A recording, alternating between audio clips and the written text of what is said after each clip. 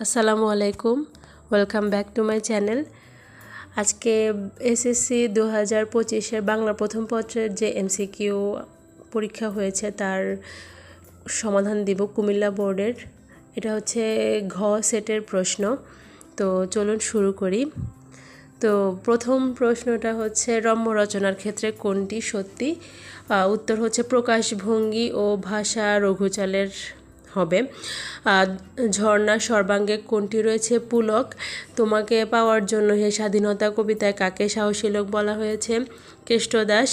যে বলিবে হজরত মরিয়াছেন তাহার মাথা যাইবে, হজরত উমর রাদিয়াল্লাহু তাআলার উক্তিতে কোনটি প্রকাশ পেয়েছে? বিভ্রান্তি।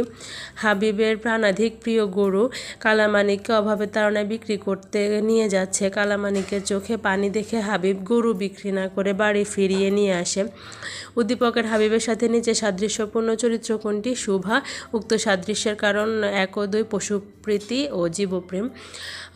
হিন্দুর অক্ষর হিংসে কারা? ময়মী সাধনার অজ্ঞরা। জুড়াই একা নামী ভ্রান্তির ছলনে চরণটিতে প্রকাশ পেয়েছে তৃপ্তিবোধ। উচ্চশিক্ষিত জনৈক ব্যক্তি দুর্নীতির দায় এখন শ্রীঘরে। এখানে জনৈক ব্যক্তি আসলে ক্ষুধ পিপাসায় কাতর মানুষ। হরিহর সদৃগপদের প্রস্তাবে রাজি হয়নি কেন? বংশমর্যাদা ক্ষুণ্ণের ভয়ে। কোনটি অনিত্য?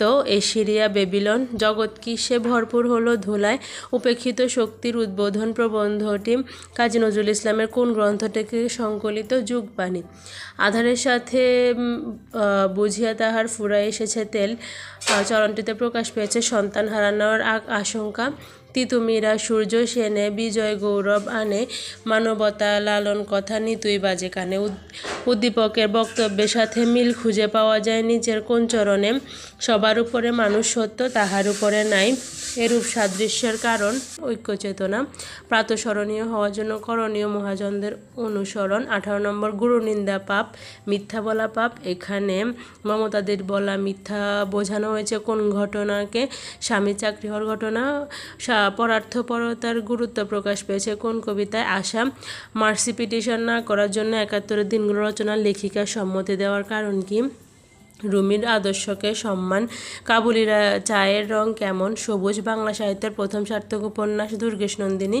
23 নম্বর রানারের কাছে পৃথিবীটা কেমন মনে হয়েছে? কালো ধোঁয়ার ন্যায়। 24 নম্বর বহিঃপীরের দৃষ্টিতে তাহেরার অসাধারণত্বের পরিচয় বহন করে পালিয়ে বীরত্ব দেখানো। ভীরু কাপুরুষেরা চিরদিন পালায়, তাতে বীরের মনোভাব ক্ষুণ্ণ হয় না।